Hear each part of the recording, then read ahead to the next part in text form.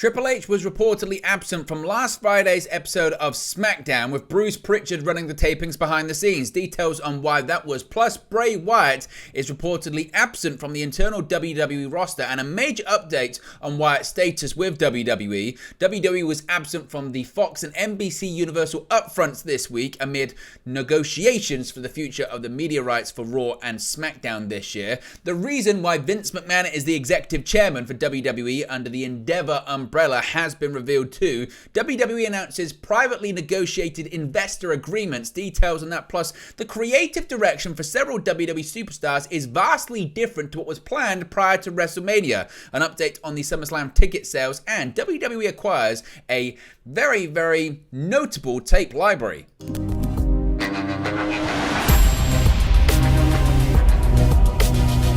Hey guys, welcome back to Wrestling News 365. Hope everyone is doing very well. As always, there are plenty of news stories to get into in the world of World Wrestling Entertainment. Let's start off talking about Triple H being absent from SmackDown, and is this something suggesting something bigger at play? WWE's Chief Content Officer Paul Triple H Levesque has led all WWE shows since he took over from Vince McMahon last July, with the exception of the Raw after WrestleMania 39 this year. However, that was not the case for this past week's episode of SmackDown. Now, it must be said, the last time Triple H missed a show was because of COVID. Apart from that, he's been at every single taping for Raw and SmackDown, but per PW Insider Elite, Levesque was not at last week's SmackDown show, though it's not known why he was absent from the tapings. His absence required someone else to fill in for him about the tapings. And relax, it's not the person you're thinking about. It's not Vince McMahon. During Levesque's absence, Bruce Prichard was the man tasked with heading up the tapings. The show saw the continuation of the tournament to crown a brand new WWE World Heavyweight Champion, with AJ Styles and Bobby Lashley winning their respective triple threat matches. Styles then toppled Lashley in the main event to earn the match against Seth freaking Rollins at Night of Champions to crown the new champion. The show also saw the debut of many NXT names who were called up as part of the draft. If we get any more information as to the reason behind Triple H's absence, we'll let you know. Of course, it might be something, it might be nothing, but let me know your thoughts and feelings about this in the comment section below as always. Someone else that's been absent from WWE TV for a while is Bray Wyatt. With the 2023 WWE Draft now in the books, the Raw and SmackDown rosters are set for the next year. While most WWE superstars were assigned to either Raw or SmackDown, some names were drafted as free agents, while other names were just not featured in the draft whatsoever. One of the more notable names not featured in the draft was Bray Wyatt, who made his return to the company at the climax of last year's Extreme Rules Premium Live event. Wyatt has wrestled just one televised match since his return to the company, the Mountain Dew Pitch Black match against LA Knight at the 2023 Royal Rumble event. He's been missing from WWE TV since February, where he began a feud with Bobby Lashley to set up a match between the two men at WrestleMania 39, which was ultimately, it didn't end up happening due to Wyatt being out of action with an undisclosed illness. In an update from PW Insider Elite, Wyatt is not currently listed on any rosters internally in any fashion. It's certainly interesting when it comes to that, and it's led to a lot of people suggesting, what's going on with Bray Wyatt then if he's not listed as part of that internal roster? Now, obviously, another person who was not part of the draft was Alexa Bliss. She was seemingly set to begin a story with Bray Wyatt following her absence. She's seemingly been assigned to a brand, some people are suggesting, even though she wasn't featured in the draft. When it comes to Wyatt, though, as I mentioned, not being featured in the internal roster led to a lot of people talking, is he still with WWE? Is this the beginning of the end with Bray Wyatt, and it never really got started in the first place? Well, according to Sean Ross Sapp of Fightful Select, Bray Wyatt is indeed still with WWE. Reports that Wyatt was not listed on internal WWE rosters today caused a stir. However, Fightful have confirmed with numerous WWE sources that both Bray Wyatt and Bo Dallas, Uncle Howdy, are still with the company. Fightful were told the particular roster that was referenced in the report omitted Wyatt due to injury, specifically the illness he's been dealing with for a few months. Uncle Howdy's creative has been put on hold since Wyatt's absence, but both are in the company. Fightful were told that Wyatt has been hopeful and wanting a return, but there's been no update on his health or status. Now, regarding that story, if you recall, Road Dogg did, I think, an episode of his podcast, and he said that a writer was hired specifically for Bray Wyatt.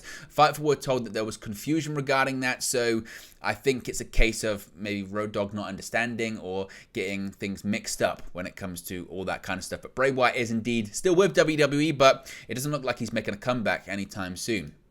Now, this week is full of media upfronts, whether it's NBC Universal, Fox, Warner Bros. Discovery when it regards AEW. But WWE was interestingly absent from both the NBCU and Fox upfront content ahead of TV rights renewals. On Monday, that being today, May 15, NBC completed its upfront presentation for advertising partners at New York City's Radio City Music Hall. Per PW Insider, there wasn't any mention of WWE programming other than WWE content in a video package for the Peacock streaming service. Of course, that's the current home of the WWE Network in the United States. It was also noted that no WWE superstars were in attendance, as they have been in previous upfront presentations. PW Insider also reported that there was no mention of WWE in the Fox press release ahead of its upfront presentation either. Both Raw and NXT currently air on NBCU's USA Network, while SmackDown airs on Fox. WWE is preparing for TV rights renewal talks, as well as talks for potential new TV deals.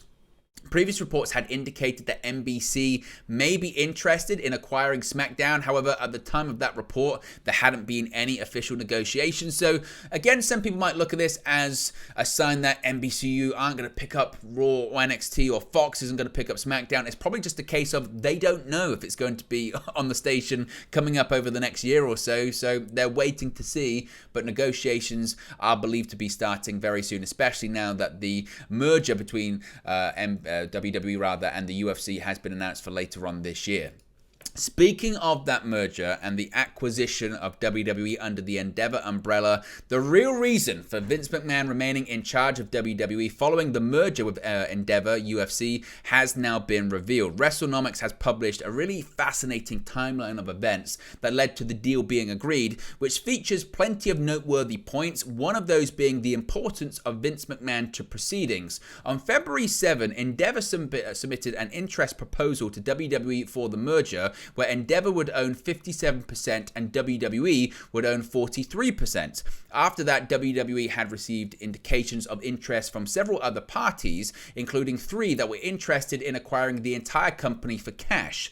Nonetheless, after some meetings on March 22nd, WWE's Vince McMahon and Nick Khan met with Endeavor's Ari Emanuel and Mark Shapiro to counter-propose with terms that included a 51-49% split instead of a 57-43% split.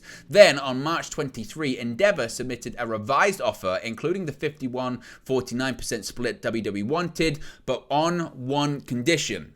What was that condition? Well, that condition was that Vince McMahon remain as WWE's executive chairman until death, resignation, or incapacity. That's a quote. Until death, resignation, or incapacity. That essentially means that Endeavor was only willing to accept the 51%-49% split if Vince McMahon stayed on as executive chairman of WWE. There were also terms including WWE getting 5 of the 11 board of directors members and McMahon getting certain veto rights. We don't know what those veto rights are. Just over a week later, the deal was finalized. It's worth mentioning while on the topic, although the deal is commonly referred to as the WWE sale, it technically wasn't a sale and there was no actual cash exchanged. There were some other suitors that proposed acquiring 100% of WWE in exchange for cash, which would have been a traditional sale, but obviously they didn't come to fruition. So certainly it's absolutely fascinating, and it's quite interesting because when the deal was announced on CNBC in the interview between Endeavor CEO Ari Emanuel and Vince McMahon, he said, quote, he wasn't going to let Vince McMahon walk away from WWE, which certainly lines up pretty well with the terms that have been mentioned by WrestleNomics. So, by all accounts, it was Endeavor who pushed very hard. If we're going to accept 51%, 49%, we have to have Vince McMahon as executive chairman. So, if you want to blame anyone, if you're not a Vince McMahon fan, blame Ari Emanuel. He was the one who pushed for Vince McMahon to be sticking around in WWE.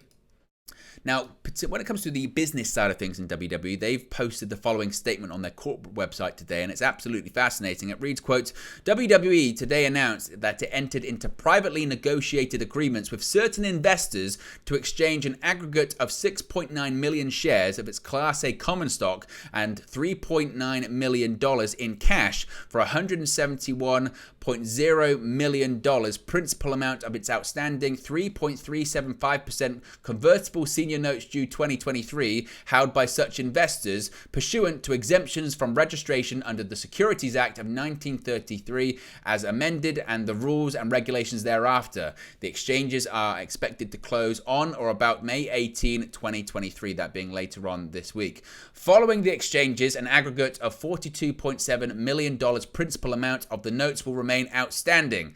Now, again, what does this all mean?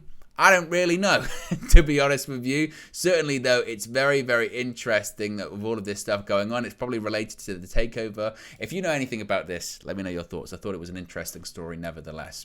What is also interesting is the creative direction in WWE right now. As I mentioned, Triple H was not at the SmackDown tapings this past Friday. We don't know why, but a new report has indicated that creative plans for several WWE superstars has changed significantly over the last few months. WrestleVotes has now taken to Twitter to note that a source has stated that numerous creative plans made before WrestleMania 39 didn't play out as pitched. They noted, quote, interesting tidbit, source says a number of creative decisions and ideas planned out prior to WrestleMania have not gone the way some envisioned. Not to say for better or worse, but the direction for some superstars is far different than had been internally discussed. With Vince McMahon returning to the board of directors in January, it was heavily speculated that he'd eventually regain creative control after Triple H took over as Chief Content Officer in July 2022. WWE CEO Nick Khan previously noted that while McMahon doesn't have any creative power, he will make suggestions to Triple H. But as I mentioned, with Triple H being absent from SmackDown on Friday, with Endeavor essentially saying, we're only going to do this merger and acquire WWE if Vince McMahon sticks around and give him certain veto rights, it's led to a lot of people questioning everything we see on WWE television at this point in time. Let's talk about SummerSlam and the ticket sales for WWE's biggest event of the summer. It's going to be a big summer of pro wrestling, certainly for both WWE and AEW. And an update has emerged on ticket sales for WWE SummerSlam, which will emanate from Detroit, Michigan on August 5th. The biggest party of the summer will arrive at the Ford Field Stadium this August, with tickets for the highly anticipated event going on sale on April 14. Per WrestleTix, as of 8:37 a.m. Eastern Time today, WWE had distributed close to 40,000 tickets for the event. The actual number is 39,849. With the venue currently set up to hold 44,604 fans, there were 4,755 seats available at the time of the report. It was noted that 2 new sections of the arena have now been opened up, increasing the capacity of Ford Field, as can be seen on a graphic on social media. As of this recording, no matches have been announced, but certainly an impressive number, and one would think more seats, if they get closer to the event, will probably be opened up considering how well tickets are being sold and distributed at this moment in time.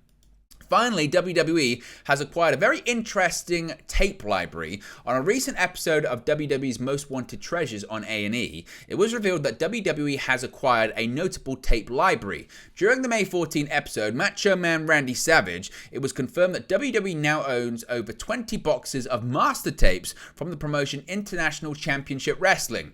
WWE archivist Ben Brown noted that prior to WWE acquiring the footage, the tapes had been in a storage locker room for decades after being used as collateral after ICW founder Angelo Poffo borrowed money from an oil company to help pay for the promotion.